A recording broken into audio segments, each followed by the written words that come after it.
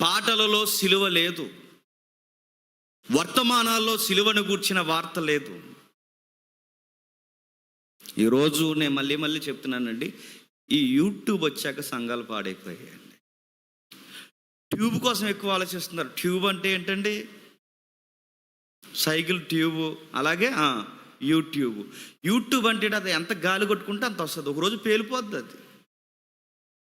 యూట్యూబ్ని అడుగుతున్నాను, యూట్యూబ్ ఏంటండి? గొప్పలు చెప్పుకుంటున్నారు, ఆయన ఎవరు అంటున్నారు, అరే యాస్టాక్ ఇచ్చి మన పేరు పెట్టుకుంటే చాలామందికి యూస్ వస్తున్నాయంటే నడుతున్నాను. యూట్యూబ్ యూస్ ఏంటి, సబ్స్క్రైబర్స్ ఏంటి, గోల్ ఏంటి? అరే మన కళ్ళ ముందు నలుగురిని కూర్చోబెట్టి దేవుడు, అరే జేమ్స్ 4 మాటలు చెప్పరా అని దేవుడు నా చేతుల్లో బైబిల్ పెడితే, నేను వీళ్ళని ఉద్దేశించి నేను మాట్లాడకుండా ఎక్కడెక్కడో చెత్త విషయాలని తెచ్చుకుని నేను మైండ్లో పెట్టుకొని ఆ మాటలు వినాలి. చెత్త విషయాలని చెప్పుకుని ప్రజల మీద, కళ్ళ ముందున ప్రజల మీద నా మనసు లేకుండా ఎవరో యూట్యూబ్లో ఉన్న వారి మీద నా మనసు అడుగుతున్నాను. వాళ్ళు యూట్యూబ్లోనే ఉంటారండి, మన ఛానల్ కూడా చూస్తున్నారు. వీళ్ళు ఏమనుకుని నేను చెప్తున్నాను, చూడకపోయినా పర్లేదు. యూట్యూబ్లో ఉన్నవారు నడున్న అన్ని సందర్భాల్లో సోషల్ మీడియా మంచిది కదండి. సోషల్ మీడియా కల్చర్ వచ్చిన తర్వాత సంఘంలో బాధ్యతలు తగ్గిపోయాయి. కళ్ళ ముందున్న వాళ్ళతో మాట్లాడదాం, వీళ్ళ గూర్చి మాట్లాడదాం.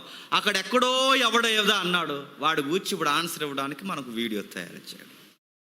ఆ మధ్యకాలంలో ఎక్కడో ఆకాశం నుంచి రాయి పడింది, ఆస్ట్రాయిడ్ పడింది, పడతాయిగా గ్రహశహలాలు. ఈ ఆస్ట్రాయి పడితే ఆస్ట్రాయి మీద ప్రసంగం. కలకత్తాలో ఏదో జరిగింది, కలకత్తాలో న్యూస్ మీద ప్రసంగం. రేపొద్దున రాజమండ్రిలో ఏం జరుగుతుంది దాని మీద ప్రసంగం. అంటే కరెంట్ న్యూస్ ఏదైతే ఉందో వార్తల మీద ప్రసంగం. సువార్త లేదు, ఇప్పుడు టీవీ 9 యాంకర్ల కన్నా ఎక్కువైపోయారు. వార్తలు అడుగుతున్నాను. ప్రసంగానికి అవసరమైతే వార్తను ఉపయోగించుకోలే తప్ప వార్త కొరకు ప్రసంగాన్ని తయారు చేయడం చాలా తప్పురా అయ్యని బైబిల్ చెబుతోంది. అవసరమైతే వార్తను ఉపయోగించుకోవాలి, వార్త కొరకు సువార్తను ముడిపెట్టడం ఏంటి? బైబిల్లో ఉన్న సంగతులు బోధించడానికే కాలం సరిపోవట్లేదు. 5 వారాల నుంచి మాట్లాడుతున్నాం. పరిశుద్ధాత్ముడు అసలు ఏమై ఉన్నాడు? సిరీస్ స్టార్ట్ చేస్తున్నాం. ఒక 1 year 2 years మాట్లాడుకుంటే ఒక 5 years సిరీస్ ఉంటుందండి. పరిశుద్ధాత్ముడి గురించి మాట్లాడడానికి ఒక 5 years 6 years పడితే నేను అడుగుతున్నాను, బైబిల్లో ఎన్ని విషయాలు ఉన్నాయి, ఇవన్నీ మాట్లాడుకుంటే ఎప్పటి నుంచి నా ఆశ, ఆదికాండం మొదటి అధ్యాయం మొదటి వచనం నుండి ప్రకటన గ్రంథం చివరి అధ్యాయం చివరి వచనం వరకు వివరించాలని ఆశ. కానీ ఇనే భక్తులేరి, భక్తులుగా వాక్యం మీద లేదు. భక్తులకి ఇప్పుడు ఏదో కరెంట్ న్యూస్ కావాలి, ఏదో ఒక చెత్త విషయం కావాలి. ఒక విషయాన్ని మనం కోట్ చేస్తున్నప్పుడు అరే ఈ విషయం నాకు చాలా అవసరమని వాక్యంతో ముఖాముఖిగా మాట్లాడుకునేవారు. అందుకే ఈ సోషల్ మీడియా వార్తలన్నీ పక్కన పెట్టండి, మనకు కావాల్సిన విషయాలు. ఎందుకంటే మన మెసేజ్ల కింద కామెంట్లు పెడుతున్నారు, మీరెందుకు స్పందించట్లేదంటే ఇది స్పందించడానికి పెద్ద గొప్ప వార్త ఇది. మీరెందుకు స్పందించలేదంటే కొన్ని విషయాలు ఉంటాయి స్పందించాల్సినవి, కొన్ని భయంకరమైన విషయాలు ఉంటాయి, అవి మాట్లాడకూడదు. అనవసరం, వేస్ట్, టైం వేస్ట్. మత భేదములు కలిగించే వానికి 1 చెప్పండి, 2 వాళ్ళు వినరు, వదిలే. మరో విషయం చెప్తానండి, ఎవరినో మనం మార్చేయాలనుకోవడం అసాధ్యం. గుర్తుపెట్టుకోండి, యేసు ప్రభు వారి 2వ రాకడ జరిగేంత వరకు యేసు ప్రభుని వ్యతిరేకించి ఒక టీం ఈ సొసైటీలో ఎప్పుడు పనిచేస్తుంది. నేను చాలాసార్లు ప్రసంగాలు చెప్పాను, ఎంతమంది గుర్తుందో. ఎప్పుడు వ్యతిరేకంగా పనిచేసే ఒక టీం ఈ సొసైటీలో ఉంటుందండి, యేసుక్రీస్తు వారికి వ్యతిరేకంగా మాట్లాడేది. మనం ఏమనుకుంటామంటే వాళ్ళని మార్చేస్తామంటే, ఏం మార్చేస్తావు? నీ తలకి నిన్ను మార్చేస్తారు వాళ్ళు. ఏం మార్చేస్తావు? కొన్ని మత భేదాలు ఉంటాయి, ఒకసారి చెప్పు, 2 సార్లు చెప్పు. దేవుడు వాడిని పట్టుకోవాలనుకున్నప్పుడు ఖచ్చితంగా పట్టుకుంటావు, నువ్వు మాత్రం సత్యం చెప్పు. ఈ వ్యూ ఎందుకు పోతుందంటే, నేను మళ్ళీ చెప్తున్నాను, సువార్తలో ఉన్న మౌలికమైన విషయాలు మర్చిపోతున్నారు. ఈరోజు ఒక విషయాన్ని మనం చూద్దాం. ఏముంది ఇక్కడ? మొదటి వచనం చూడండి, మొదటి వచనం నుండి. ఆదివారము తెల్లవారుచుండగా ఆ స్త్రీలు సిద్ధపరిచిన సుగంధ ద్రవ్యాలు తీసుకొని, బాగా వినండి, ఆదివారము తెల్లవారుచుండగా, రెజరెక్షన్ డే ఏ డే అండి? ఏ రోజు అండి? సండే. మనకు తెలిసిన కొంతమంది కుర్రగాళ్ళు, నేను కావాలని చెప్తున్నాను, రారా చర్చికి రారా అని చెప్తున్నాడు, రావట్లేదు, ఎగ్గొట్టు తిరుగుతున్నాడు. వాళ్ళ పిల్లలు వస్తున్నారు, వాళ్ళ చెల్లెలు అది అక్కడ ఉంది, వాళ్ళు వస్తున్నారు. ఈ కుర్రగాడికి ఆడికి ఏం తెలియదండి, ఏమీ తెలియని ఒక కల్ట్ బోధ అబ్బింది ఇక్కడ ఈ రాజమండ్రిలో. కల్ట్ బోధ ఏంటి చెప్పిన, ఆదివారం నాడు ఆరాధించమని బైబుల్ ఎక్కడుంది? మరి ఇప్పుడు ఆరాధిస్తావురా? శనివారం ఆరాధిస్తానన్నాడు. శనివారం ఎలా అబ్బిందిరా నీకంటే? ఏదో జూయిస్ బోధ ఏదో అబ్బింది వీడికి. ఆ శాఖలు చూసారా, మోక శాఖలు, ఆ శాఖలు వీడు పడ్డాడు. నువ్వు ఎందుకురా సడన్గా ఆదివారం రావడం మానేసావంటే వాడు ఏమన్నాడు తెలుసా? ఆదివారం ఆరాధించాలని బైబిల్ లేదు కదన్నా, శనివారమే కూడుకోవాలన్నది కదంటే, మరి ఈ వచనాల సంగతి ఏంటంటే అడిగి చెప్తాను అన్నాడు. ఇంకా చెప్పలేదు నాకు. పోనీ వాళ్ళనైనా తీసుకురారా ఇక్కడికంటే వాళ్ళు రారంట. పోనీ కాన్ఫిడెన్స్ అయినా పెట్టరంటే వాళ్ళు ఎన్నరంట. నేను ఎందుకు ఈ విషయాలు నొక్కుతున్నా అంటే, కొన్ని విషయాలు ప్రతీది వివరించాలి. ఎందుకంటే ప్రతీది వివరించకపోతే అదేదో బయట నుంచి కొత్తగా కొన్ని విషయాలు వినబడితే అవి రైట్ అనుకుంటున్నారు. శనివారం ఆరాధించే ఆరాధకులు ఎవరంటే కొన్ని బోధలు ఉన్నాయి, అది జూయిష్ నుంచి వచ్చింది. ఆ జూయిష్ నుంచి వచ్చిన వాళ్ళు శనివారం ఆరాధిస్తారు. ఎందుకంటే వారికి శనివారం విశ్రాంతి దినం. ఎప్పుడైనా మనం మాట్లాడుకుందాం అసలు విశ్రాంతి దినం అంటే ఏంటి, పెద్ద సీర్స్ కొంత మాట్లాడుకుందాం ఎప్పుడైనా. ఆ విశ్రాంతి దినాన్ని వాళ్ళు ప్రత్యేకంగా కూడుకుంటారు. ఆ విశ్రాంతి దినాన్ని మనం కూడుకోవాలన్నారు. కాదు, మన డే ఏంటో తెలుసా? మన ప్రత్యేకమైన రోజు మనకు సండే, పునరుద్ధాన దినం. అందుకే ప్రకటన గ్రంథం చదువుతున్నప్పుడు ఒక పదం ఉంటుంది, ఎప్పుడైనా చదివారు లేదో ప్రకటన గ్రంథం చదువుతుంటే, ప్రభు దినమందు నేను పరవశున్నై ఉన్నప్పుడు అని ఉంటుంది. ముందు నేను పరవశున్న అంటే ప్రభు దినం అంటే ఏ దినం? ఆదివారం. అదిగో మళ్ళీ విశ్రాంతి అంటున్నారు. ఆదివారం విశ్రాంతి లేకుండా చేస్తాను ఏమనుకుంటున్నారు? ఆదివారం మళ్ళీ ఇంకొచ్చే వారం వరకు నాన్ స్టాప్ చెప్తున్నట్టాను. ఇంకా చెప్పండి. ఆదివారం అనేది ప్రభు పునరుద్ధరణ. ఎందుకంటే ఆదివారం ప్రభు దినం ఎందుకయింది? ఆదివారము తెల్లవారచుండగా చెప్పండి ఆయన లేచిండు. మరో మాట ఇంకా మనకు స్ట్రాంగ్ విట్నెస్ కావాలి. ఎమ్మాయి మార్గంలో తన శిష్యులు నడిచిపోతూ ఉన్నప్పుడు మరొక రూపంలో ప్రభు అయిన యేసుక్రీస్తు వారు వారితో మాట్లాడాడు. వాళ్ళతో డిస్కషన్ జరుగుతుంది. ఈయనని శిష్యులకు తెలియక వాళ్ళు మాట్లాడుతుండగా ప్రభు ఒక మాట అన్నాడు, ఇవి ఎప్పుడు జరిగినాయి అన్నప్పుడు వాళ్ళు అంటారు, ఇవి జరిగి నేటికి 3 దినాలైంది. నేటికి అనగానే వాళ్ళ డిస్కషన్ ఎంఐ మార్గంలో ఏ రోజు జరుగుతుందంటే, వాళ్ళు ఏ రోజు మాట్లాడుకుంటున్నారు ఆ మార్గంలో? ఆదివారం మాట్లాడుకుంటున్నారు. అంటే శనివారం గడిచిపోయి ఆదివారం, అంటే ఇవి జరిగి నేటికి 3 దినములు అయ్యాయి. అంటే అప్పటికి ఆయన ఏమయ్యాడు చెప్పండి? పునరుద్ధానం చెందాడు. అంటే పునరుద్ధాన దినం అనేది ఎప్పుడు చెప్పండి? ఆదివారము. ఇది బండ గుర్తుపెట్టుకోండి. ఇశ్రాయేలు యూదులైతే వాళ్ళకి శనివారం కనుక శనివారం కూడుకుంటారు. మనం ఎవరు? క్రైస్తవులం గనక మన నిరీక్షణ, మన ఆధారం ప్రభువును బట్టి ఉంది కనుక, ప్రభు ఆదివారం నాడు పునరుద్ధానం చెందాడు కనుక మనం ఎప్పుడు కూడుకుంటామంటే ప్రభు దినం అంటే ఆదివారం నాడు మనం కూడుకుంటాం. ఎందుకు? వారం రొట్టె ద్రాక్షరసం ఎందుకు ఇస్తారంటే ఇది ప్రభు దినము గనక ఆదివారం ఖచ్చితంగా రొట్టె ద్రాక్షరసం మనం ఇస్తున్నాం. నిజానికి ప్రతిరోజు తీసుకోవాలి. మీరు వారానికి రావడానికే చాలా కష్టం. ప్రతిరోజు ఆరాధన ఉందంటే ఇంక సెలవు, నువ్వు ఎవడో మాకు వెళ్దంటారు అంతే. అందుకే ప్రతిసారి కూడుకోవాలి. అందుకే ఆదివారం నాడు ఒక ప్రత్యేకత ఉంది. అయితే ఆ ఆదివారం నాడు వాళ్ళు స్త్రీలు వెళ్తున్నారట. ఎందుకు వెళ్తున్నారు? వీళ్ళకి అడావుడిగా సమాధి కార్యక్రమం జరిగిపోయింది. ఈరోజు ఈస్టర్ కాదు, గుర్తుపెట్టుకోండి. మనం సీజనల్గా చదువుకుంటూ కొన్ని అధ్యాయాలు ఈస్టర్ వ్యూలో చదవకండి. మనం ప్రతి వారము చదువుకుంటున్నాం. చూసారా కొరింథీ పత్రిక? దానికి ముడిపడిన డాక్యుమెంట్ ఇది, అందుకే చదువుకుంటున్నాం. నెక్స్ట్ సమాధి కార్యక్రమం అడావుడు జరిపింది. ఎంత అడావుడిగా? ఆయన 3 గంటలకు చనిపోయాడు. 3 గంటలు సరిపోతే సరిగ్గా ఇంకొక 3 గంటల్లో ఏమొచ్చేస్తుంది? విశ్రాంతి. ఇంకొక 3 గంటల్లో విశ్రాంతి దినం వాళ్ళకు పూర్తిగా సంపూర్ణంగా స్టార్ట్ అయిపోద్ది. ఇప్పుడు 3 గంటల్లో విశ్రాంతి దినం స్టార్ట్ అయిపోతే రాత్రి అయిపోతే వాళ్ళకి క్షమించండి, వాళ్ళకి రాత్రి అయిపోతే దేహం ఎక్కడ ఉండకూడదు?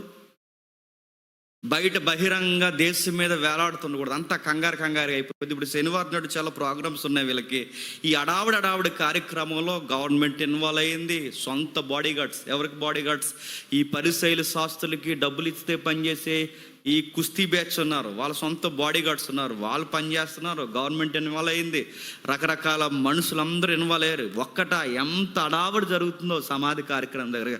అసలు వీళ్ళకి వెళ్ళేంత అవకాశమే లేదు. ఎందుకంటే మీడియా ఒకటి తక్కువ తప్ప, ఆ రోజుల్లో ఫోటోలు తీయడానికి, కెమెరా పెట్టడానికి యూట్యూబ్ ఛానల్స్ ఇవి తక్కువ తప్ప, అంచుమించు అంత అడావుడు ఉంది అక్కడ. ఎక్కడ?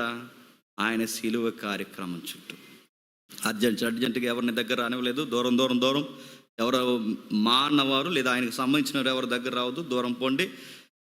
ఆ బాడీని గవర్నమెంట్ అండర్లోకి తీసుకునే ముందు ఆ యోసేపు, అరిమతయి యోసేపు వీళ్ళందరూ బాడీని అండర్లోకి తీసుకున్నారు. కానీ ఎవరి పరిరక్షణలో జరుగుతుందంటే ఈ సమాధి కార్యక్రమం అంటే పరిసయ్యులు, శాస్త్రులు, గవర్నమెంట్ పోలీసులు వారి యొక్క ఆధీనంలో ఈ బరియలు జరుగుతుంది. ఈ జరుగుతున్నప్పుడు వాళ్ళకి అంత అవకాశం లేదు అక్కడికి వెళ్ళడానికి. ఏం అవకాశం కావాలంటే యూదులు ఎవరైనా చనిపోతే వాళ్ళకు క్రమం ప్రకారం, ఒక మర్యాద ప్రకారం ఆ శవాన్ని రెడీ చేసి కప్పెడతారు. ఎక్కడి నుంచి వచ్చింది కలిసి అంటే వీళ్ళు ఈజిప్ట్లో ఉన్నారుగా, చాలా కాలం ఈజిప్ట్లో ఉన్నారుగా. ఈ ఈజిప్టు ఇవన్నీ ఒకే మూల తెగల నుంచి వచ్చినాయిగా.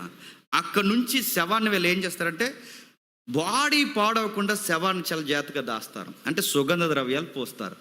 ఆ రోజు వాడిన రసాయనాల సుగంధ ద్రవ్యాలు, అప్పుడు పూసిన సుగంధ ద్రవ్యాలు 3500 సంవత్సరాల క్రితం ఉన్న ఈజిప్ట్ మమ్మీ అంటే ఈజిప్ట్ శవం మన దొరికింది. ఆ చనిపోతున్నప్పుడు ఆ 16 సంవత్సరాల చిన్నది ఎలా చనిపోయిందంటే మీరు మనం చూసారు లేదో వార్తలు ఇవి.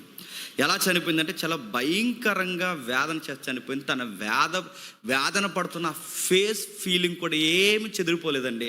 ఆ ఫీల్ అవుతున్న ఫీలింగ్ కూడా అలా ఉంది శవం. అంటే వాళ్ళ సమాధి కార్యక్రమం బాడీని పాడవకుండా సంరక్షించి బరియలు జరిగిస్తారనమాట. ఇలా జరిగించడానికి వీళ్ళకి టైం లేదు, ఎందుకంటే అంత అడావుడిగా జరిగిపోయిందిగా. యోసేపు, అరిమతయి యోసేపు వీళ్ళందరూ అడావుడిగా చేసేసారు. వీళ్ళకి ఇంకా కావాలి. ఇప్పుడు స్త్రీలు ఇంకా సుగంధ ద్రవ్యాలు పూయాలనుకుని 3వ రోజు వస్తున్నారు. ఎందుకంటే శనివారం రాకూడదు, ఫ్రైడే లేదు. ఈయన ఎప్పుడైతే ఈ ఈ బరియల కార్యక్రమం జరుగుతుందో ఈ 2-3 రోజులు అవ్వలేదు కనుక 3వ రోజు తెల్లవారుచుండగా వచ్చాడు. అప్పుడు వచ్చి వీళ్ళు క్షమించండి వచ్చి ఆ టైంలో ఈయనకి బరియాలు జరగలేదా, ఆ సుగంధ ద్రవ్యాలు పోద్దామని వచ్చే సమయానికి రాయి ఏమైందట, దొర్లింపబడి. ఆ ఒక్క మాట ఇప్పుడు మనం ఆలోచిస్తున్నాం. ఏం జరిగింది చూడండి. సమాధి మీద ఉండిన రాయి దొర్లింపబడి ఉండుట చూసి లోపలికి వెళ్ళిరుగా దేహము వారికి కానబడలేదు. ఏమి రాయటది? సమాధి రాయి. బాగా వినండి. అందరూ రాసిన విధానం వేరు, లూకా గారు రాసిన విధానం వేరండి. సమాధి మీద ఉన్న రాయి దొర్లింపబడి ఎందుకో లూకా గారు చాలా ప్రత్యేకముగా రాయిల మీద తన రచన కేంద్రీకరించారు. ఒకరోజు యేసుక్రీస్తు వారికి ఊరేగింపు జరుగుతుంది, తెలుసు కదండి. ఆ ఊరేగింపు జరుగుతున్నప్పుడు ప్రజలు, పిల్లలు అందరూ ఏమంటున్నారంటే ఓసన్నా ఓసన్నా ఓసన్నా ఓసన్నా అంటే నోర్మై అన్నారు. ఓసన్నా అరుస్తుంటే వాళ్ళు నోర్లు మూయించేస్తారు. అప్పుడు యేసుక్రీస్తు వారు వెనక్కి తిరిగి అంటాడు, వీళ్ళ నోర్లు మీరు మూయించారనుకో ఆ రాళ్ళు కేకలు వేస్తాయి. మళ్ళీ రాళ్ళు అంటే ఈ సువార్తలో ఎక్కువ కేంద్రీకరించేది ఏ పదాలు కేంద్రీకరిస్తారంటే రాళ్ళను కూర్చున్న సందర్భం ఎక్కువ ఉంది. ఇంకా మీరు చదవండి. యాకోబు తలగడగా పెట్టుకున్నది ఏంటి? రాయి. అబ్రహాము తన కుమారుని బలివ్వడానికి పేర్చినవేంటి? రాళ్ళు. అంటే రాళ్ళ సందర్భం ఇప్పుడు చరిత్ర కాదు, పురాతనమైన కాలం ఉన్నది. బలిపీఠానికి రాయి, జ్ఞాపకార్థపు రాయి, నిబంధన రాయి, చివరికి సమాధి రాయి. ఇంకా మన జీవితంలో ఉన్నాయి. ప్రతి జీవితంలో ఏదో ఒక అడ్డు రాయి ఉందా లేదండి? మన జీవితాల్లో ఏదో ఒక రాయి ఉందా లేదా? అడ్డు రాయి ఉంది.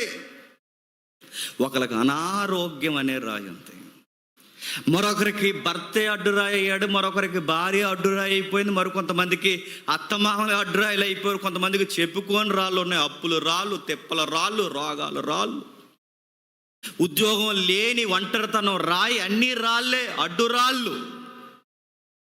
మన జీవం ముందుకు పోకుండా మన ఆపేయాలనుకునే అడ్డురాళ్ళు. చరిత్రకారుడు ఒక కవి ఎలా ఏమన్నాడంటే, పెట్టబడిన ఏ రాయి అయినా తొలగింపబడక మానదు, తీయబడతాది అన్నాడు.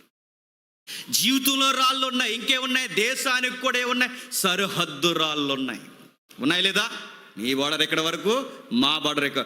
కవాత చేస్తున్నప్పుడు లెఫ్ట్ రైట్ అని కొడుతున్న వాళ్ళు అక్కడ సరిగ్గా అక్కడికి వెళ్ళి ఆ సెల్యూట్ చేస్తున్నప్పుడు వాళ్ళకి ఒక బార్డర్ రాయిలు ఉంటాయి, సరిహద్దు రాళ్ళు. ఆ రాయి దాటి వీళ్ళు రాకూడదు, ఈ రాయి దాటి వాళ్ళు రాకూడదు. జీవితానికి రాళ్ళు ఉన్నాయి, దేశానికి రాళ్ళు ఉన్నాయి, అడ్డు రాళ్ళు, చాలా రాళ్ళు ఉన్నాయి. ఇక్కడ మనకు కనబడుతున్న ఒక సమాధి మీద పెట్టబడిన రాయి ఉంది. ఈ రాళ్ళు మన జీవితంలో ఎప్పుడైతే ఉంటాయో, కిడ్నీల రాళ్ళు కాదు, ఈ రాళ్ళు ఎప్పుడైతే మన జీవితంలో ఉంటాయో కామెంట్ ఎక్కువ పెరిగిపోద్ది. బయట కామెంటరీ ఉంటుంది చూసారా? మన బాధల్లో మనం ఉండి, మన యొక్క శ్రమల్లో మనం ఉండి, మన ఇబ్బందుల్లో మనం మోయలేని తీయలేని రాళ్ళు మనం మోస్తుంటే మనకున్న అడ్డురాళ్ళని చూసుకుని అయిపోయాడు ఎదవ ఇంకా లెగడు అనుకుంటారు. అంతే, రోగం వచ్చేసిందట, ఇంకా అయిపోయారు, ఇంకా సీన్ అయిపోయింది, ఇంకా అయిపోయింది, ఇంకా హాస్పిటల్ పాలు అయిపోయింది. మన బాధల్లో మనం ఉంటే ఈ రాళ్ళని చూసి బయట ఉన్న వాళ్ళు ఏం చేస్తారండి? కామెంట్ చేస్తారా అంటే ఇక్కడ చేశారు. ఎవరెవరు చేశారంటే అక్కడ చాలా మూకున్నారు. ఆ మూకంతా కలిసి ఆయన మీద లేని పోని కామెంటరీ స్టార్ట్ చేశారు. చాలా జాగ్రత్తగా వినండి. ఎవరున్నారు చుట్టుపక్కలంటే మిగిలిన అధ్యాయాలు మీరు ఇంటికి వెళ్ళిన తర్వాత చదవండి. ఎవరు మనకు కనబడతారు తెలుసా? ప్రధాన యాజకులు కనబడతారు. ఎవరండి? ప్రధాన యాజకులు ప్రభు బ్రతుకున్న కాలంలో ప్రభు పట్ల వాళ్ళకున్న మనసు ఏంటండి? వాళ్ళ మనసు ఏంటో తెలుసా? పెద్ద బోధకుల్లాగా వచ్చాడు, నజరేతులో పుట్టాడట, యోసేఫ్ మరియలు మనకు తెలియని వల్ల ఏంటి వ్యవహారం అంతా, వాళ్ళ అబ్బాయి అట్ట, పలానా అబ్బాయిలు ఉన్నారుగా, యోధా యాకోబు ఎవరైతే ఉన్నారో వారు అన్నదమ్ములట, చెల్లెళ్ళంట, క్షమించండి తమ్ముళ్ళట, చెల్లెళ్ళంట, వీళ్ళంతా కుటుంబం అంట. ఇప్పుడు వచ్చారు ఏదో పెద్ద బోధకుల్లాగా మన సమాజ మందిరాల్లోకి వచ్చి మనకే తెలియదు అన్నట్టుగా ఈయన ప్రసంగాలు చెప్పడం, ప్రజల వెనకాల తండోపతండాలుగా వెళ్ళడం, ఈయన చెబుతుంటే పెద్ద బోధకుల్లాగా ఇవ్వడం, మేము చెప్పాల్సిన ధర్మశాస్త్రాన్ని కూడా ధర్మశాస్త్రంలో ఇలా ఉందే అని వెళ్ళి చదువుకోమని మళ్ళీ మా మొఖం మీద ఏలెట్టి మాకు చూపించడం. భరించాం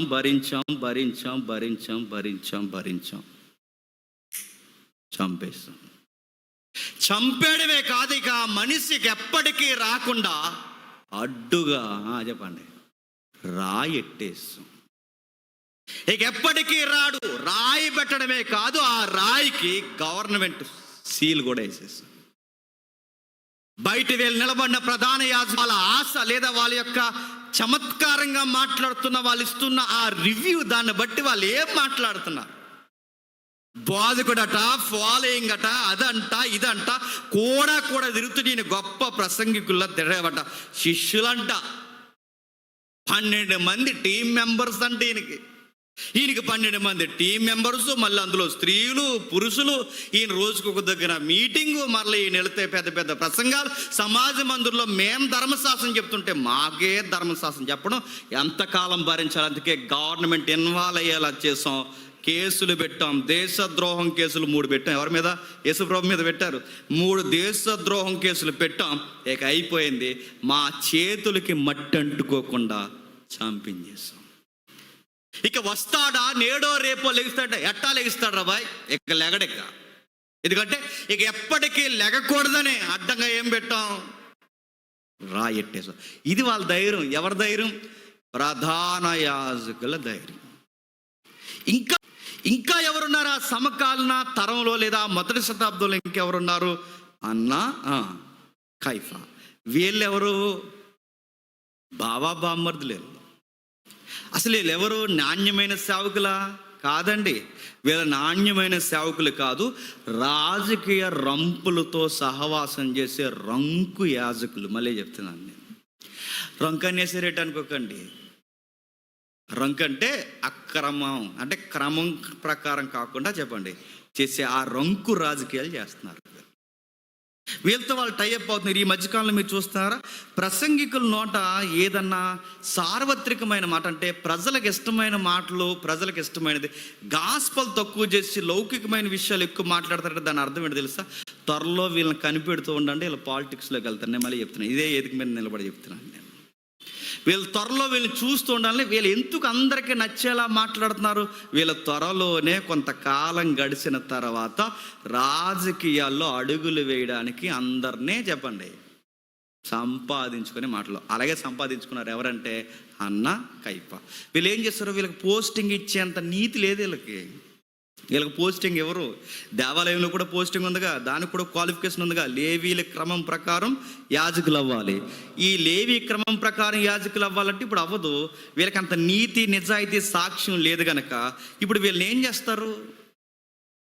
ఎవడు వీళ్ళకి పోస్టింగ్ ఎవడు కనుక వీళ్ళు ఏం చేస్తారు? Syria governor. ఎందుకంటే ఈ ద్వంద్వ రాష్ట్రాలకి గవర్నర్గా పనిచేస్తున్న సిరియా గవర్నర్ ఉన్నారుగా, ఆ గవర్నర్ దగ్గరికి వెళ్ళి, అగస్టస్ దగ్గరికి వెళ్ళి వీళ్ళు ఏమంటారంటే, అయ్యా ఇదిగో మేము పలానా మా దేవాలయం మీ గవర్నమెంట్ అండర్లో పనిచేస్తుంది కనుక మాకు ఎలాగైనా సరే ఆ దేవాలయంలో పోస్టింగ్లు మాకు ఇప్పించండి అన్నారు. ఈరోజు కూడా కొన్ని చర్చిల్లో పోస్టింగ్లకి ఎవరు రికమెండేషన్ ఉంటుందో తెలుసా? మన చర్చిలో కదలండి, మన చర్చిలో ఎవరు రికమెండేషన్ పనిచేయవు. శ్రీకాంత్ గారు రికమెండేషన్ అలా పనిచేయదు. వాళ్ళు చెప్తున్నారు ఏ రికమెండేషన్లు ఉండవు అని అడుగుతున్నాను. కొన్ని మెయిన్ లైన్ చర్చలు ఉంటాయి. ఎందుకంటే టర్న్ ఓవర్ ఆ పదం నేను ఉపయోగించకూడదు. వాళ్ళకి ఈక్లీ వచ్చే ఆ ఫండింగే కొన్ని ల్యాక్స్ ఆఫ్ మనీ ఉంటుంది. దానికి నోటిఫికేషన్ లాగా జాబుకు పంపించినట్టు పంపిస్తారు వాళ్ళని. ఎవరిని పంపిస్తారా అంటే బాగా వాకింగ్ తెలిసినోడిని కాదు, చెప్పండి. రాజకీయ రికమెండేషన్ చేసి ఎంతో కొంత వాళ్ళకి చెల్లించుకుంటే అప్పుడు అక్కడ పోస్టింగ్ వేస్తున్నారు. అలాంటి దొంగ పోస్టులు ఎంచుకున్నారండి వీళ్ళిద్దరు, ఎవరో చెప్పండి అన్నాక. వీళ్ళ వ్యాపారంతో సేవలోకి వచ్చారు కనుక ఖచ్చితంగా వీళ్ళ సేవను ఏం చేస్తారండి?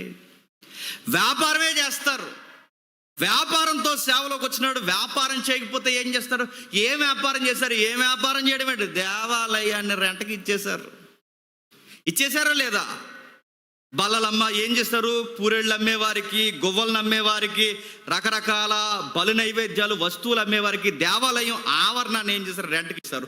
ప్రభు వచ్చి ఆవేదన చెందాడు. ఎంత ఆవేదన! రే, ఎందుకు నా దేవుని ఆలయాన్ని వ్యాపారపు టిల్లుగా మీరు చేశారని బాధ. ఎవరు దేవుని ఆలయాన్ని వ్యాపారపు టిల్లుగా చేసిన ఆ పెద్ద మనుషులు ఎవరు? ఆ మేకపోత గాంభీర్యం ఎవరు? అన్నా కైఫేగాళ్ళే.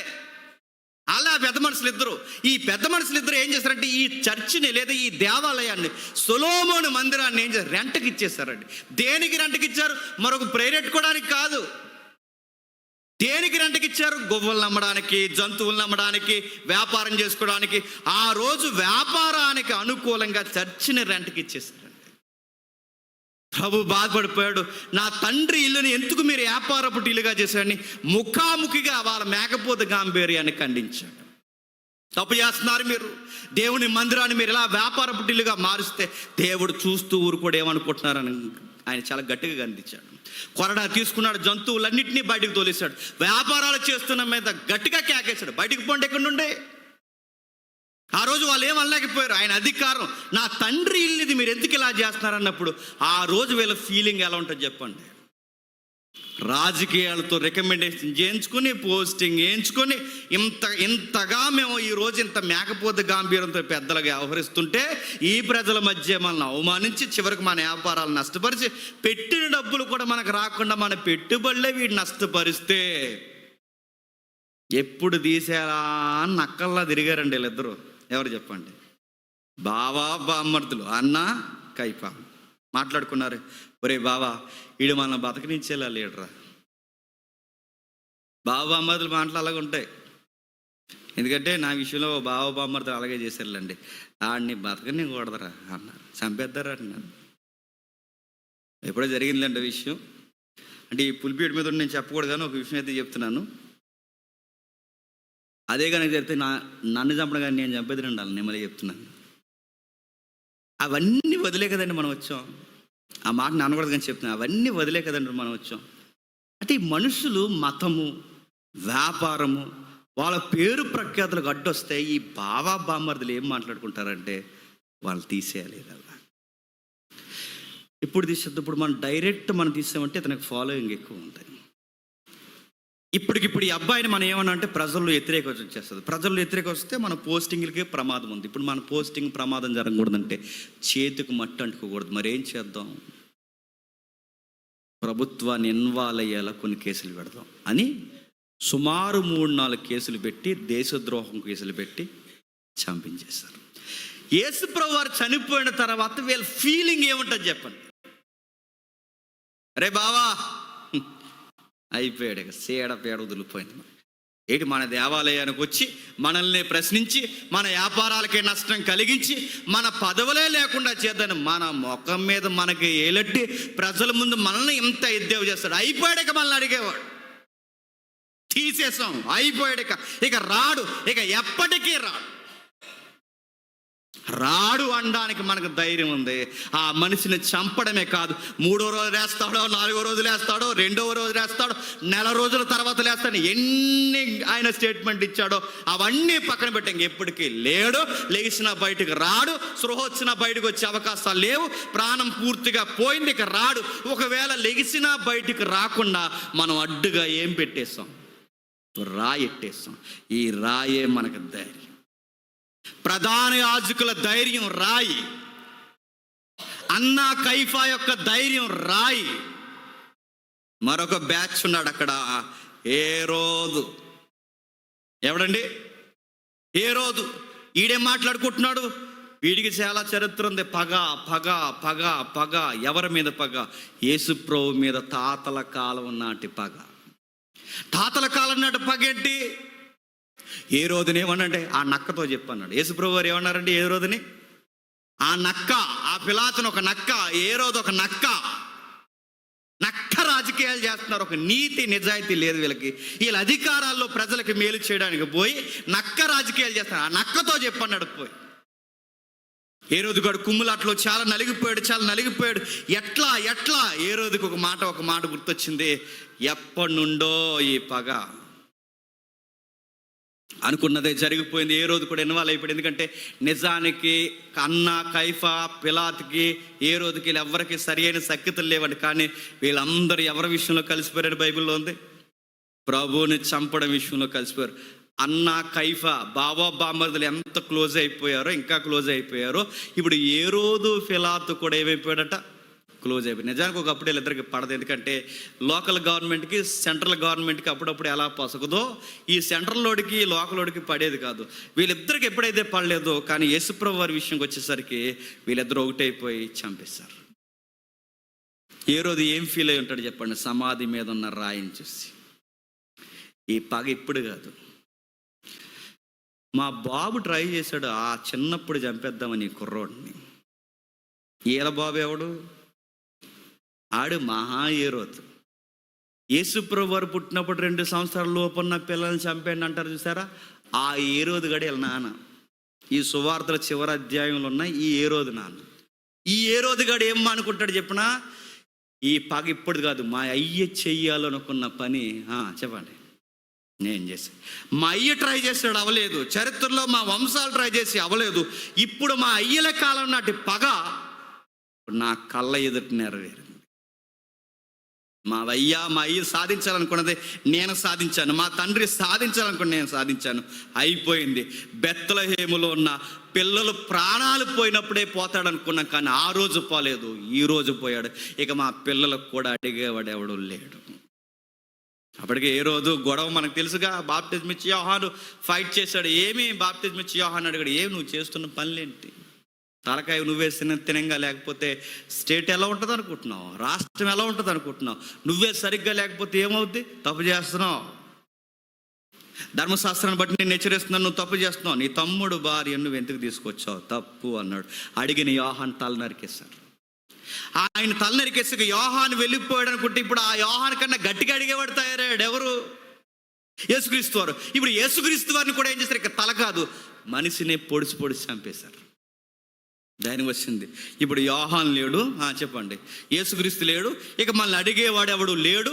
ఒకవేళ ఈ మనిషి మరలా లెగిస్తామన్నా ఇక రాకుండా మనం అడ్డుగా ఏం పెట్టేసాం? రాయి పెట్టేస్తాం. అంటే అందరి ధైర్యం దేని మీద ఉంది చెప్పండి? సమాధి రాయి మీద ఉంది. ఇక ఎప్పటికీ రాలేడు. అయిపోయింది. సద్దుకయ్యులు కూడా మాట్లాడుకుంటున్నారు.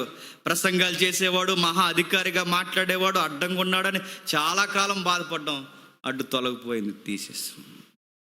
10 వంతులు వద్దంటాడు, మొత్తం ఇవ్వాలంటాడు, అది అంటాడు, జీలకర్ర పుదీనా వద్దంటాడు, రకరకాలు చెప్తాడు. ధర్మశాస్త్రంలో తల తింటాడు. అన్నంతకాలం చీడపీడ ఎరగరాసిపోయింది అనుకున్నాడు. అంతే, పోయింది, ఇక తీసేసి. అంటే యేసు ప్రభు చనిపోవడం అనేది ఇప్పుడు మాట్లాడుకుని పెద్దలందరికీ ఎలా ఉంది చెప్పండి? ఆనందంగా ఉంది.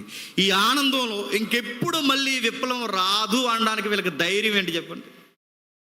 సమాధి రాయి. అందరినీ పక్కన పెట్టండి. పరిసయ్యులు ఉన్నారు, వాళ్ళే మాట్లాడుకుంటారంటే వాళ్ళు రకరకాల విషయాలు మాట్లాడుకుంటారు. ఏయ్ వందనాలు చెప్పరా అని వారట వాళ్ళు. ఇది మరీ ఎక్స్ట్రీమ్ బ్యాచ్. ఎవరు? పరిసయ్యులు. సంత వీధుల్లో కనబడుకో, రే అలా వెళ్ళిపోతాడు రా, వెళ్తున్నాగా టీచర్స్ గుడ్ మార్నింగ్ చెప్పాలని తెలియదు నీకు, చెప్పు వందనాలు వందనాలు అని చెప్పి. అంటే వాళ్ళ టీచర్స్ కదా ఆ రోజుల్లో, పరిసయ్యులు శాస్త్రులు. సంత వీధిలో వందనాలు చెప్పించుకోవడం, దేవాలయంలో వందనాలు చెప్పుకోవడం. ఇలా పెద్ద భక్తి పరులు అనుకున్నట్టు జనాలు అందరూ చూస్తుండగా కళ్ళు మూసుకో ప్రార్థన చేసుకుందాం అంటారంట. వెంటనే కళ్ళు మూసుకున్న వెంటనే, దేవా ఈ పాపిని క్షమించి, ఈ పాపిని మరింత ఆశీర్వాదకరం. పాపేం కదా, సెంటర్లో డిసైడ్ చేసేస్తారు ఎవరిని, ఆ ప్రార్థన చేసిన వాడిని సెంటర్లో వేస్తారనమాట. ఈ పాపని ఆశీర్వాదకరంగా మార్చు, ఈడి పిండి పిసుగు తొట్టెయు, ఈడి బుడ్డులో నూనె. అదే కదా పాత్ర మీద ప్రార్థన. ఈడి బుడ్డులోని నూనెయు వర్ధలింపజేయి, ఆశీర్వదించు, ఈ పాపని క్షమించని ఎంత నిలువుటంగిలు వేసుకుని అందరూ వాళ్ళ దారిలో నడుచుకుని వెళ్తుంటే అందరికీ వీళ్ళు ఎలా ఉంటారంటే భక్తులు. ఇలాంటి భక్తులు ఇంకెప్పుడు ఎవరు గాలి పడితే వాళ్ళు గాలి తగలకూడదు మళ్ళీ వాళ్ళకి, ఎందుకంటే మైలైపోతారు. గాలి తగలకూడదు, ఎవరు పడితే వాళ్ళు నీడ పడకూడదు, ఇవన్నీ చూసుకుంటూ నడుస్తారు. వీళ్ళందరినీ సీయా నడేసారు. రే సిన్నర్రా నువ్వు, దూరంగా పాపి ఆయన.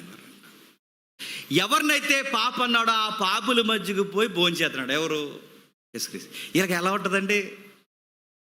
పాపులతో మాట్లాడడం, పాపులతో కూర్చొని భోజనం చేయడం, పాపులతో ఎక్కువ టైం స్పెండ్ చేయడం, సుంకరులతో మాట్లాడడం, ఇలాంటి వాళ్ళందరితో మాట్లాడడం, అలాంటి వాళ్ళందరూ వెనక పెట్టుకుని మీరు నా సంఘం అనడం, నా ఫాలోవర్స్ అని చెప్పడం. వీళ్ళందరికీ ఎలా ఉందంటే వీళ్ళ ఏదైతే వద్దంటున్నారో ఈయన అదే చేస్తున్నాడు. వీళ్ళందరికీ పెద్ద నసలా తయారయ్యాడు యేసుప్రభువు. తట్టుకోలేకపోయారు. పాపులతో కూర్చున్నాడట, వాళ్ళతో కలిసి భోజనం చేశాడట, చెయ్యి కలిపాడట, కుష్ఠరోగులు ఇంటికి కూడా వెళ్ళాడట. చివరికి మనకు చెప్పే వందన వచనాలు మనం బహిరంగంగా వందన వచనాలు చెప్పించుకోకూడదు అంటున్నాడు, బహిరంగ ప్రార్థన చేయకూడదు అంటున్నాడు, బహిరంగ దాన ధర్మాలు చేయకూడదు అంటున్నాడు. ఒక్కటి రెండేంటి ఎన్ని పేర్లు పెట్టాడు. ఇక అయిపోయింది, ఆ గొంతు ఇంకా మాట్లాడదు. చంపేశాం, మూసేసాం, రాయిట్టేసాం, ఇంకెప్పటికీ బయటికి రాలేదు. పరిసయ్యులకి ధైర్యం రాయే, సద్దుకయ్యులకి ధైర్యం రాయే, ఇంకా ఎవరైతే ఉన్నారో హేరోదుకి ధైర్యం రాయే, పిలాతుకి ధైర్యం రాయే, బోధకులకి ధర్మశాస్త్ర ఉపదేశకులకి అందరికీ ధైర్యం ఆ సమాధి రాయే. ఇప్పుడు ఆ సమాధి రాయే సువార్తికుడు రాస్తున్నాడు, ఆ రాయి తొలగిపోయింది. ఇంకా ఎవరున్నారా ఆ రాయి ముందు? లేదా ఆ సమకాలీన ప్రజలు ఎవరున్నారంటే జలేతు అనబడే తెగలున్నారు. ఎవరు? జలేతు. జలేతు అంటే ఎవరు? ఇప్పుడు మాట్లాడుతున్నారు కానీ సనాతన ధర్మం, సనాతన ధర్మం, సనాతన ధర్మం అని. అసలు సనాతన ధర్మం అంటే ఫైటింగ్ ఎలా చేయాలో జలేతు వాళ్ళు చేసేవారండి. సనాతన ధర్మం అంటే వాళ్ళ సనాతన ధర్మం మోజెస్లా పాత నిబంధన. ఆ పాత నిబంధన కనుక వాళ్ళు ఏమని చేస్తారు? బలులు, నైవేద్యాలు, ఆచారాలు, కర్మకాండలు, మోసే యొక్క సున్నతి నిబంధనలు ఇవన్నీ పాటించడానికి వాళ్ళ మతం తగ్గుతుంది అన్నప్పుడు అధికారులను కూడా లేపేయడానికి తయారైన ఉగ్రవాదుల మోకే జలేతు. జలేతు అనే పదానికి అర్థం ఏంటో తెలుసా? ఉగ్రవాది అని. ఈ జలేతు టీమ్స్ కూడా ఉన్నారు. వీళ్ళందరూ ఎలా ఉన్నారట? వీళ్ళందరూ రకరకాలుగా మాట్లాడుకుంటున్నారు. ఏమని మాట్లాడుకుంటున్నారు? విప్లవకారుడు, ఎప్పటి నుంచో ఫైట్ చేస్తున్నాం, బానిస బతుకుల్లోంచి ఫైట్ చేస్తున్నాం, బాగానే ఉన్నాడు, మాలాంటి భావాలే కలిగి ఉన్నాడు, ఫైట్ చేశాడు, ఉంటాడు అనుకున్నాం. చివరికి ఆయన కూడా లేకుండా పోయాడు. అంతేలే, ఏ విప్లవకారుడైనా ఏదో ఒక రోజు చనిపోవాలి, ఏ విప్లవకారుడైనా ఏదో ఒక రోజు ఈ లోకంలో హతసాక్షి అవ్వాలి. సరే, ఉన్న ఒక్క ఆశ కూడా పోయిందని వాళ్ళు కూడా సైలెంట్ అయిపోయారట. వీళ్ళందరినీ పక్కన పెట్టండి. మన బ్యాచ్ ఉన్నారు అక్కడ. ఎవరు? శిష్యులు. వీళ్ళేరే, వీళ్ళేమి చేయలేరు. ఈయనే సమస్తం అనుకున్నాం, బంధువులు అనుకున్నాం, మార్గం అనుకున్నాం, అన్నీ వదిలేసి వచ్చేసాం. వలలు వదిలేయండి అయ్యా అంటే వలలు వదిలేసాం, సమస్తాన్ని వదిలేయండి అయ్యా అంటే సమస్తాన్ని వదిలొచ్చేసాం, మా బంధువులను కూడా వదిలొచ్చేసాం. మార్గం అన్నాడు, జీవం అన్నాడు, చివరికి నిత్యత్వం నేనే అన్నాడు, నాతో ఉండండి అన్నాడు, పరమందు ఇలలో మీకు బహుమంది తల్లిదండ్రులను అన్నదమ్ములను ఇస్తానన్నాడు. అంత లేదు ఎంత లేదు సింహాసనాలు అన్నాడు. అన్నీ వదిలేసి మేము వెనకొచ్చాం. ఈరోజు లేడు, వెళ్ళిపోయాడు. రేపు నుంచి ఏంటి మా లైఫ్ ఏంటి, రేపటి నుంచి మేము ఎలా బతకగాను, రేపు అన్నది మా జీవితం ఎలా గడుస్తుంది, ఏం చేయగలం? ఇప్పటివరకు ఈ శిష్యులు అని చెప్పుకున్నాం, ఎక్కడ పడితే ఈయన్ని ధైర్యంగా ఈయన్ని చూసుకుని చాలా గట్టిగా కొన్ని ప్రసంగాలు చెప్పేశారు. అప్పటికే ఏకంగా పేతురు గారు పోలీస్ ఆయన సేవ నరికేసాడు. ఈయన్ని చూసుకుని, ఎవరిని చూసుకుని? ప్రభువుని చూసుకుని. ఇప్పుడు ఇన్ని గొడవలు ఉన్నాయి, రేపు ఈదుల్లో తిరగనిస్తారా, టౌన్లో వండేస్తారా, ఎన్నో ప్రశ్నలు ఉన్నాయి, ఎన్నో ఆందోళన ఉంది, కలవరం ఉంది, ఎంతో సమస్య ఉంది. ఈ కలవరం అలా గురవుతున్నప్పుడు శిష్యులు గదిలో దాక్కున్నారు. ఏం చేయలేరు. బిక్కుని దాక్కున్నారు. తెలిసి తెలియని ప్రార్థనలు చేస్తున్నారు. పరిశుద్ధాత్ముడు కూడా కనిపెట్టాలన్న ఆ యొక్క మాట ఇంకా వాళ్ళకి భరోసా రాలేదు. ఆ మాట అప్పటికి చెప్పినా వాళ్ళకి అంత ఇంకా ధైర్యం రావట్లేదు. ఆ లోపల దాక్కున్నారు. ఏం చేయగలరు? ఏమీ చేయలేరండి. శిష్యులు ఎప్పుడు గుర్తుపెట్టుకోండి, అంత డబ్బున్న వాళ్ళు ఎవరు యేసుప్రభు దగ్గర శిష్యులుగా లేరు. సామాన్యులు, కూలీనాలు చేసుకునే కుటుంబాల నుంచి వచ్చిన వాళ్ళు. ఒకవేళ కాస్త ఏదైనా చిన్న బిజినెస్లు ఎవరికైనా ఉన్నాయంటే, ఈ ప్రకటన గ్రంథం రాశాడు యోహాన్ గారు, ఆ యోహాన్ గారికి ఇందులో మళ్ళీ కలిసి వ్యాపారం అంటే దీన్ని ఏదో అంటారు, దీన్ని ఏదంటారు, ఇద్దరు కలిసి చేసే బిజినెస్ని ఏమంటారు తెలుగులో? మీరు 1989 తర్వాత తెలుగు ఇంగ్లీష్ రాన్లో పుట్టారట, మనమే ఏదో ఉంటుందండి ఆ పదం.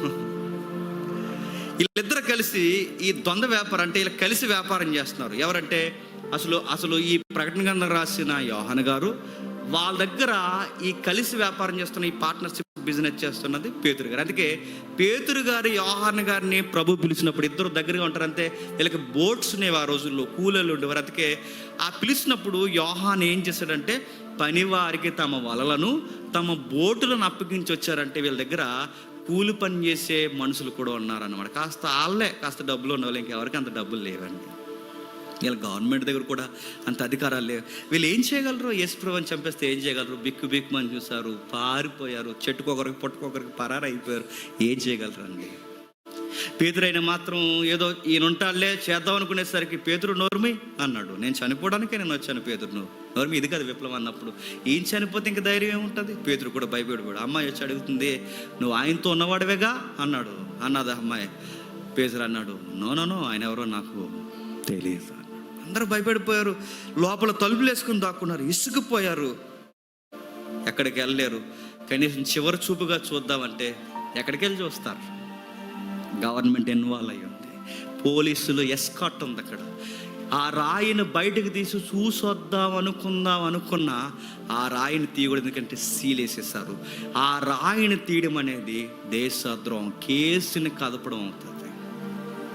ఏం చేయలేం. అందుకే ఏమి చేయలేక భయపడిపోయి అయిపోయింది. బంధువులు అనుకున్నాం, స్నేహితులు అనుకున్నాం, సమస్తం ఈయన అనుకున్నాం, బిజినెస్లో వదిలేసాం, లాస్ అయిపోయాం. ఈ సేవను నమ్ముకునే పూర్తిగా ఒంటరిగా జీవితంలో నిలబడిపోయి అయిపోయింది. లైఫ్ అయిపోయింది. ఏడుస్తున్నారు లోపలికి పోయి. ఎందుకంటే ఆయనతో గడిపిన ఎన్నో కొన్ని జ్ఞాపకాలు ఉంటాయి కదండి. ఆయనతో గడిపిన ఎంతో కొంత, ఆయనతో కలిసి భోజనం చేసినవి, ఆయనతో తిరిగినవి, పేతురుని హత్య చేసుకున్నవి, యోహాను హత్య చేసుకున్న ఈ దృశ్యాలన్నీ గుర్తొస్తాయి. కల్లారా చంపేశారు, ఏం చేయలేకపోయారు, బాధపడుతున్నారు లోపలికి వెళ్ళి. కానీ స్త్రీలు ఎందుకో మరి ఏమో ధైర్యం ఉందో, మన దేవుడు నడిపింపో, పరిశుద్ధాత్ముడి కార్యము ఏంటో తెలియదు, గడపలు దాటి వాళ్ళు బయటకు వచ్చారు. బయటకు వచ్చిన వెంటనే దొర్లింపబడిన రాయి వాళ్ళకి కనిపించిందంట. ఆ మాట చదువుతుంటే ఏమనిపిస్తుంది చెప్పిన? జీవితంలో ఎంత పెద్ద రాయి అయినా దొర్లింపబడతారు, గుర్తుపెట్టుకోండి. వాళ్ళు అనుకున్నారట, ఇంత పెద్ద రాయి మన కొరకు ఎవరు దొర్లిస్తారు? ఎవరు దొర్లించలేరు. దొర్లించేవాడు ఒకడు ఉన్నాడు, గుర్తుపెట్టు.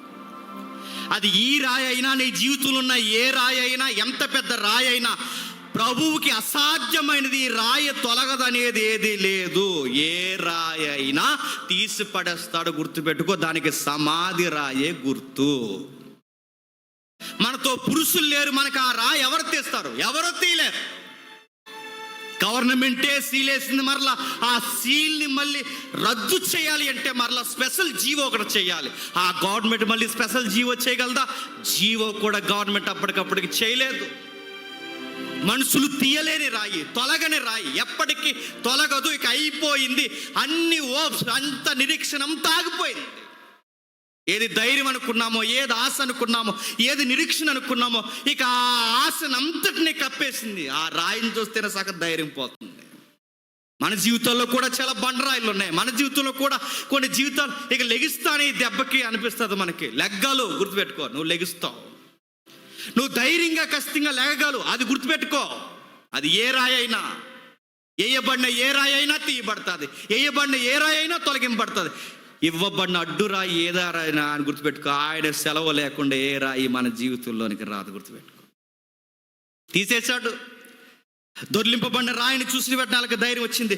ఎవరు ఈ రాయిని దొర్లించింది? 2 దేవదూతలు వచ్చారు. ఎవరు వచ్చారండి? 2 దేవదూతలు నిలబడ్డారు, కూర్చున్నారు, రాయిని తొలగించేశారు. రాయిని తొలగించి రాయి మీద కూర్చున్నారు. ఏం వెతుకుతున్నారు మీరు? నజరుడైన యేసుని మేము వెతుకుతున్నామంటే ఎక్కడెందుకు ఎదుగుతున్నారు? ఆయన మీతో సజీవంగా గడిపినప్పుడు ఆయన మీకు ఏం చెప్పాడో మీకు గుర్తులేదా? జ్ఞాపకం చేసుకోండి. ఆయన మీకు ఏం చెప్పాడో జ్ఞాపకం చేసుకోండి. 7వ వచనంలో ఆయన మీకు ఏం చెప్పాడో జ్ఞాపకం చేసుకోండి. మనుషు కుమారుడు పాపిష్టులైన మనుషుల చేతికి అప్పగింపబడి సిలువ వేయబడి 3వ దినమునందు లేవవలసి ఉన్నది. ఆయన మీతో చెప్పిన మాట జ్ఞాపకం చేసుకోండి, జ్ఞాపకం చేసుకోండి, జ్ఞాపకం చేసుకోండి. ప్రతి ఆదివారం సంఘము కూడుకొని ఏమి జ్ఞాపకం చేసుకోవాలి చెప్పండి? ఆయన 3వ దినాన లేస్తాడన్నాడు, లేచాడు. ఆయన లేచాడు కనుక ప్రతి ఆదివారం ఈ 3వ రోజు గుర్తుగా మనం ఏం చేస్తున్నాం చెప్పండి? సహవాసముగా కూడుకుంటున్నాం. ఇది మన జ్ఞాపకం. చాలామంది రొట్టె ద్రాక్షరస కార్యక్రమం జరుగుతున్నప్పుడు భయం లేకుండా లెగిసి వెళ్ళిపోతున్నారు. నేను అందుకే చెప్తున్నాను, ఇది మన జ్ఞాపకం. మళ్ళీ చెప్తున్నాను, ఇది మన లెగసీ. మన లెగసీ, మన పితరులు మనకిచ్చిన లెగసీ. దయచేసి కూర్చోండి. ప్రభురాత్రి సంస్కారం జరుగుతున్నప్పుడు మీరు కూర్చోండి. ఒకవేళ మీరు రొట్టెలో చేతులు ముంచట్లేదా, అయినా కూర్చోండి. నేడో రేపో రక్షణ తీసుకోవడానికి సిద్ధపడండి. ఎందుకంటే మన జ్ఞాపకం ఇది, మన క్రిస్టియానిటీ యొక్క లెగసీ. ఏం చేస్తారండి అంటే ఒక రొట్టెని తీస్తారండి. రొట్టె ఏంటంటే ఆ రోజు వధింపబడిన ఆయన శరీరానికి గుర్తు ఈ రొట్టె. అవునా? అవును, అదే రొట్టె. ఈ ద్రాక్షరసం ఏంటండి? ఆ రోజు రక్తము ఏరులై పారిందట కలవరగిరి మీద. ఒక్కసారి ఆకాశం భూమి ఒకేసారి మారుమ్రోగిపోయినంతగా ఆ రోజు రక్తం కారిందట. ఆ రక్తానికి గుర్తు ఈ ద్రాక్షరసం అట. ఎంత పవిత్రమైన కార్యక్రమంలో ప్రతి వారం మనం ఉంటామండి. జ్ఞాపకం చేసుకోండి. దేవదూత పరలోకం నుంచి భూలోకానికి వచ్చి ఏం జ్ఞాపకం చేసుకోవాలంటే ఆయన శిలువ మరణం జ్ఞాపకం చేసుకోండి. ఆయన మీతో సంచరించినప్పుడు ఏం చెప్పాడో జ్ఞాపకం చేసుకోండి. చెప్పాడుగా, నన్ను పాపిష్టులైన మనుషుల చేతికి అప్పగిస్తారు, నన్ను సిలువ వేస్తారు, నేను మరలా 3వ దినాన్ని తిరిగి లేస్తా. ఆదివారం ఎందుకు కూడుకుంటారా అంటే ఆయన ఆదివారం నాడు తిరిగి లేచాడు. ఇది మన జ్ఞాపకం, మన మెమోరీ. ఇది మన పితరులు ఆ రోజు నుంచి ఈ రోజు వరకు మనకు అప్పగించింది. ప్రతి ఆదివారం మనకున్న గ్రేటెస్ట్ ప్రివిలేజ్ ఏంటంటే సంఘంగా వెళతాం, అందరం కూర్చుంటాం, వాక్యంలో ఒక ప్రసంగం వింటాం, 4 పాటలు పాడతాం. లాస్ట్లో మీరు ఏం చేస్తారంటే మాకు ప్రివిలేజ్ ఉంది. దేవుడు పస్కా అనే దాన్ని మాకు ఇదిగో మార్చి అంతకన్నా ఉన్నతమైనది ఒకటి మాకు ఇచ్చాడు మా చేతుల్లో. ఆయన శరీరానికి గుర్తైన రొట్టె, ఆయన రక్తానికి సాదృశ్యమైన ద్రాక్షరసం. ఇది మేము తీసుకుంటాం.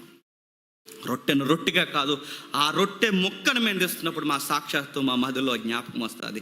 ఇది రొట్టె కాదు, సాక్షాత్తు ఆయన శరీరం.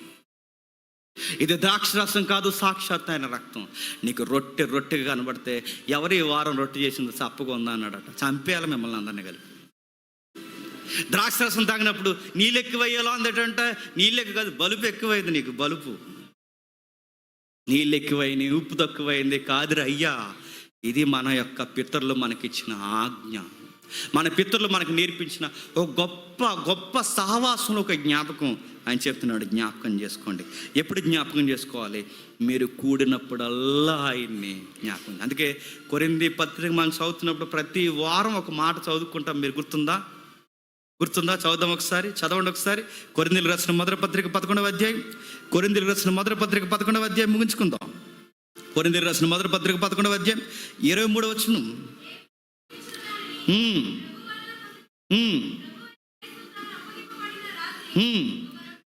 ఒక రొట్టెను ఎత్తుకుని కృతజ్ఞతాస్తుతులు చెల్లించి దానిని విరిచి, ఇది మీ కొరకైన నా శరీరము, నన్ను జ్ఞాపకము చేసుకొనుటకై అన్నాడు.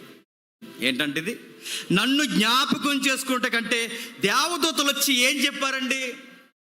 మా జీవితంలో రాళ్ళు ఉన్నాయి, మా జీవానికి అడ్డురాయి ఉంది, ఈ రాయి ఎవరు చూస్తారు? ఈ రాళ్ళు సంగతి మీకు అనవసరం, రాళ్ళు తీసే పని ఆయనది, జ్ఞాపకం చేసుకునే పని మీది. గుర్తుపెట్టుకోండి, రాళ్ళు తీసే పని ఆయనది. నా జీవితంలో చాలా రాళ్ళు ఉన్నాయి, రాళ్ళు ఆయన తీస్తాడు. అది వేయబడిన సమాధి రాయి అయినా, జీవితానికి ఉన్న అడ్డు రాయి అయినా, మైలు రాయి అయినా, నిందల పాలైన రాయి అయినా, అప్పుల రాయి అయినా, రోగము ఏ రాయి అయినా, నేను మోయలేని ఎంత బరువైనా నా ఈపు మీద పడిన ఏ రాయి అయినా, రాయి తీసే పని ఆయనది, జ్ఞాపకం చేసుకునే పని నాది. దేవదూతలు అదే చెప్పారు. ఎవరు మా కొరకు ఈ రాయి తొలగించారంటే, రాయి కొరకు ఆలోచించకండి, ఈ కార్యాల కొరకు ఆలోచించకండి, మీకు మళ్ళీ చెప్తున్నాను, ఆయన చెప్పినది జ్ఞాపకం చేసుకోండి. ముఖం చేస్తున్నాను నేను. ఏం చేయాలి, ఏం జ్ఞాపకం చేసుకోవాలి? ఆయన చెప్పాడుగా, ఈ వార్తని కన్న వాటిని ఎన్న వాటిని వెళ్ళండి, మీ సహోదరులైన వారికి ఈ విషయాన్ని చెప్పండి. పరుగుని వెళ్ళారు. మళ్ళీ నేను చెప్తున్నాను, మన లెగసీ ఏంటి చెప్తున్నా? ప్రతి వారం వస్తాం, వాక్యాన్ని వింటాం, ప్రభువునే సెంటర్ చేసుకుంటాం, ప్రసంగంలో ఆయన గుచ్చే జ్ఞాపకం చేసుకుంటాం. ఆయన జనన మరణ పునరుద్ధానం గురించి ప్రసంగం అంతా నేర్చుకుని, ఆయన పునరుద్ధాన కార్యక్రమంలో జరిగిన ఆ శరీరాన్ని, సిలువ యాగానికి గుర్తైన ఆ శరీరాన్ని, రక్తాన్ని మనం స్వీకరిస్తాం. నెక్స్ట్ మీరు ఏం చేస్తారంటే, ఇక్కడ దేవదూత ఏం చేయమందో అదే చేస్తాం. ఏం చేస్తాం? వెళ్ళి మీ సహోదరులకు ఈ సిలువను గూర్చిన వార్త తెలుపుడి. లేదండి మేము సోమవారం నాడు ఉద్యోగానికి పోతామంటే, ఉద్యోగానికి పో, ఆ ఉద్యోగంతో పాటు ఈ సిలువను గూర్చిన వార్త ఎరుగని వారికి చెప్పు. నేను సంసారంలో ఉంటామండి, యూట్యూబ్లో చూసి కూరలు వండుకుంటాను అనుకో. ఎదురింటి ఎల్లమ్మ, పక్కింటి పుల్లమ్మతో మాట్లాడుతున్నప్పుడు కాస్తంత సువార్త మాట్లాడు. పెద్దమ్మా నీకు విషయం చెప్పాలి, కాస్త వయసు అయిపోయింది, నేడో రేపో కన్ను మూస్తావు, నువ్వు వెళ్ళిపోతావు, నేను వెళ్ళిపోతాం, దేవుడి గురించి 4 విషయాలు నీకేమని తెలుసా? సరదాగా కొన్ని విషయాలు చెప్తాను, ఒకసారి మరణం తర్వాత ఏం జరుగుతుందో తెలుసా పెద్దమ్మా అని చెప్పు. ఆసక్తిగా వింటారు. ఏం చెప్పమ్మా, ఏం మాట్లాడుకోడు. మళ్ళీ చెప్తున్నాను, మన బాధ్యత. వేయబడిన రాయి ఏదైనా ఒకరోజు తీయబడుతుంది. రాళ్ళు సంగతి ఆయన చూసుకుంటాడు, ఆయన జ్ఞాపకం చేసుకుందాం. మన బిజినెస్, మన ఉద్యోగాలు, మన స్టడీస్, ఇవేమన్నా ఎన్నైతే ఉండేయండి, అవన్నీ అలా ఉండేయండి, అవి చేస్తూనే మన బాధ్యత. నమ్మని వారికి వెళ్ళి వీటిని ప్రకటించండి. పరుగున వచ్చారు స్త్రీలు. ఆ రోజుల్లో స్త్రీలు అంటే లెక్కల్లో లేని వాళ్ళు, వాళ్ళ సాక్ష్యమే లెక్కల్లోకి తీసుకోరు, అసలు వాళ్ళ సమాజ మందిరాల్లోకి కూడా రాకూడదు, వాళ్ళకంత గౌరవం లేదు ఆ రోజుల్లో. అలాంటి లెక్కల్లో లేని వాళ్ళని ప్రభు ఎన్నుకొని వాళ్ళని వెళ్ళి సువార్త చెప్పమంటే, వీళ్ళు వెళ్ళి చెబుతుంటే వాళ్ళు నమ్మలేదట. వారి దృష్టికి 11వ వచనంలో, అయితే వారి మాటలు వీరి దృష్టికి ఎర్రి మాటలుగా ఉన్నాయట. నేను ముగించేస్తున్నాను. ఈ సమాజానికి మనం చెప్పే మాటలు ఎలా ఉంటాయి చెప్పండి? నమ్మని వారికి ఎర్రి మాటలుగా ఉంటాయి. వాళ్ళకి ఎలా ఉంటాయి తెలుసా? వాళ్ళకి అంటే, దేవుడు రావడం ఏంటి, ఈ సిలువ మీద చనిపోవడం ఏంటి, 3వ రోజు లేవడం ఏంటి, దాన్ని వీళ్ళందరూ నమ్మడం ఏంటి, దానికి ప్రతిగా వీళ్ళు రొట్టె ద్రాక్షరసం తీసుకోవడం ఏంటి, మళ్ళీ ఆదివారం వరకు వీళ్ళు మళ్ళీ ఆ సువార్త చెప్పడం ఏంటి, మళ్ళీ వీళ్ళు కూడుకోవడం ఏంటి, ఏట్రా ఇదంతా అనిపిస్తుంది వాళ్ళకి. ఎవరికి? బయటోళ్ళకి ఎర్రిగా ఉంటుంది. బయటోళ్ళకి వాళ్ళు నమ్మని వాడికి ఎలా ఉంటుంది? ఎర్రిగా ఉంటుంది. 3వ రోజు లేగడం ఏంటంట, వీళ్ళు దేవుడట చనిపోయాడట, 3వ రోజు లేచాడట, వెర్రిగా ఉంటుంది వాళ్ళకి. నమ్మని వానికి వెర్రి మాటలు, నమ్మిన వానికి దేవుని శక్తి, జ్ఞానం. గుర్తుపెట్టుకో, పునరుద్ధానం అనేది ప్రతి ఆదివారం ఏం చూపిస్తుంది అంటే, దేవుని శక్తిని చూపిస్తుంది, దేవుని ప్రేమను చూపిస్తుంది. బయటోళ్ళకి సువార్త ఎటకారంగా ఉంటుంది. నేను మళ్ళీ చెప్తున్నాను, ఎటకారం చేసేవాళ్ళు, ప్రభువుని తక్కువ చేసేవాళ్ళు ప్రతి తరంలో ఉంటారండి. ఉండరు అనుకోకండి, గురుకులు ప్రతి తరంలో ఉంటాయి. వ్యతిరేకించి ఒక మోకు ఉంటుంది. సాతాను సంబంధులు ఎప్పుడు ప్రతి జనరేషన్లో ఉంటారు. నువ్వు వాళ్ళ మీద ఫోకస్ పెట్టుకు, నువ్వు చెప్పాల్సింది చెప్పు అంతే. సిలువను గూర్చి చెప్పు, వార్తను గూర్చి చెప్పు, జ్ఞాపకం చేసుకుని చెప్పు. నా జీవితంలో అప్పులు పాలైపోయిన ఏమైపోతుంటే, అప్పులు కూడా దేవుడు చూస్తాడు. ముందు ఆయన జ్ఞాపకం చేసుకుని కాస్త ఎంతో కొంత సువార్త చెప్పు, నీ అప్పులు కూడా ఆయన చూసుకుంటాడు. నా అనారోగ్య సమస్య, నేను లెగిస్తానో లేగనో, రాత్రి 3 అయిపోయినాయి, ఇప్పుడు 4వ అంటున్నారు. మోషన్స్ బాగా నీరసం వచ్చేసి చచ్చిపోతానేమో ఇంకా 5వ అయితే అంత భయపడదు. లెగుస్తావు. ఎలాంటి అనారోగ్యపు రాయి అయినా ఆయన తీసేస్తాడు, గుర్తుపెట్టుకో. ఎలాంటి అప్పుల బాధలైనా లేవనెత్తాడు, గుర్తుపెట్టుకో. ఎలాంటి నిందలైనా పూదండగా మార్చేస్తాడు, గుర్తుపెట్టుకో. నీ జీవితంలో ఎంత చీకు చింతున్న ఒకరోజు నీ ముఖంలో నవ్వులు నింపుతాడు, గుర్తుపెట్టుకో. వెయిట్ చేయి. ప్రభా, నేను మొయ్యలేకపోతున్నాను, ఈ రాళ్ళ సంగతి ఏంటి ప్రభా, నాకు బతకాలనిపించలేదు, ఈ బరువు వద్దని అనుకో. ప్రభా, రాళ్ళ సంగతి నీకు వదిలేస్తున్నాను, నువ్వు చెప్పిన సువార్త నేను జ్ఞాపకం చేసుకుంటాను. ఓ క్రైస్తవుడు దేనిని బట్టి ధైర్యంగా బతకాలి తెలుసా? ఆయన తిరిగి లేచాడు. అదే మన ధైర్యం అంటే. ఆయన తిరిగి లేచిన తర్వాత దేవదూతలు చెప్పారు, దేవదూతలు రాయి తీసేసాయట. ఒక మాట చెప్పి నేను ముగించేస్తాను. లాజర్ దగ్గర ప్రభు బతుకున్నప్పుడు, ప్రభు సజీవంగా ఉన్నప్పుడు ఏమంటాడంటే, ఇలా రండి, ఆ రాయి తొలగించండి. లాజర్ మీద రాయిని మనుషులు తొలగించారు, ఇక్కడ ఈ రాయిని దేవదూతలు తొలగించారు.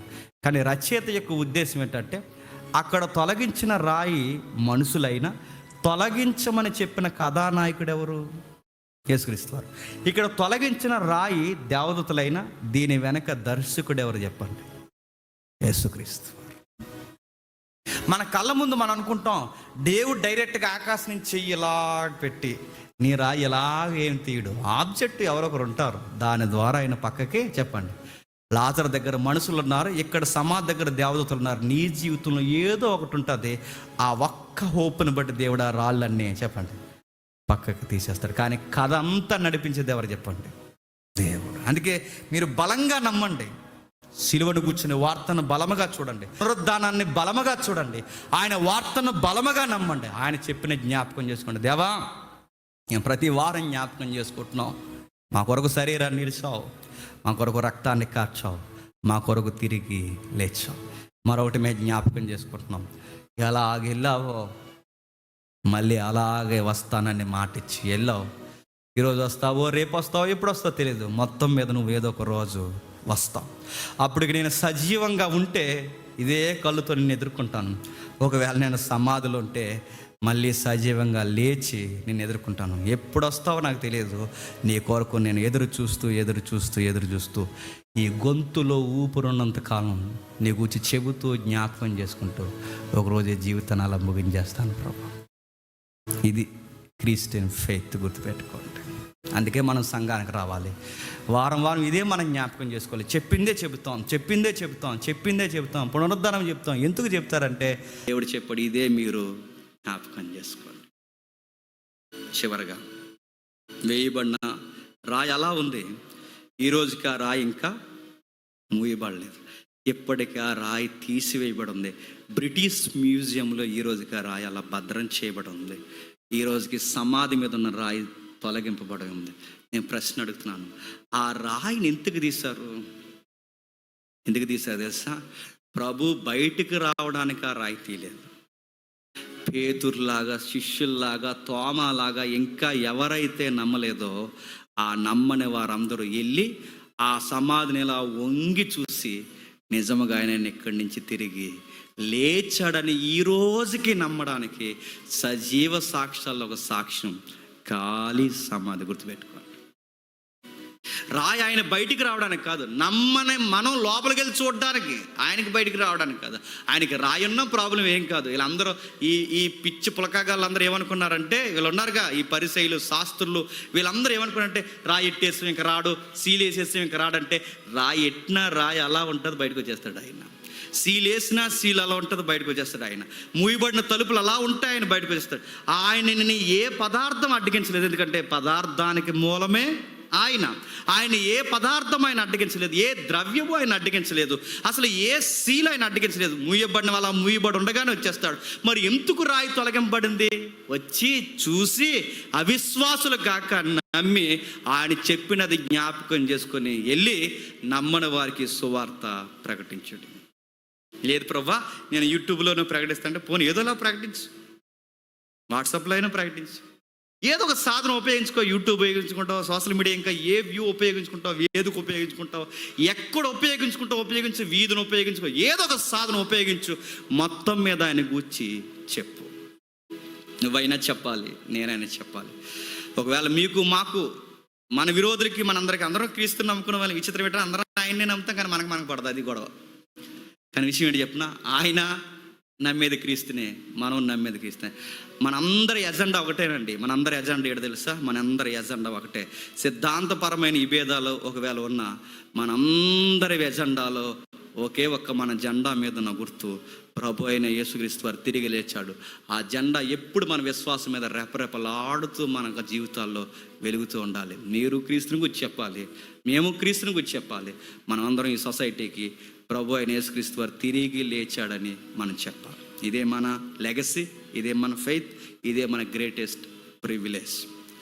మోకాలు వేయగలిగిన వారు మోకాలు వేయండి, మోకాలు వేయలేని వారు లేచినవ్వండి. దయచేసి ఎవ్వరూ బయటకు వెళ్ళొద్దు, ఏకీభించండి. ఒకవేళ రక్షణ లేని వారు ఎవరైనా ఉంటే త్వరలోనే రక్షణ తీసుకోండి. ఈ ప్రభు యొక్క ఉన్నతమైన ఈ జ్ఞాపకార్థపు ఈ కార్యాల్లో మీరు చేతులు ముంచండి. దేవుడిచ్చిన విలువైన